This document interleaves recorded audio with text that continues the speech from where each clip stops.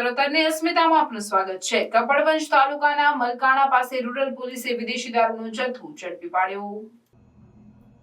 Kapadvanj police વોચમાં ઊભી હતી તે દરમિયાન ગાડીમાં તપાસ કરતા વિદેશી દારૂ મળી આવ્યો। પોલીસે 31,200ની કિંમતના વિદેશી દારૂના 312 નંગ ક્વાર્ટર સાથે 2 ઇસમોને ઝડપી પાડ્યા। સમગ્ર મામલે પોલીસે મોબાઈલ અને ગાડી સહિત 7,86,200નો પ્રોહિબિશન મુદ્દામાલ ઝડપી પાડ્યો।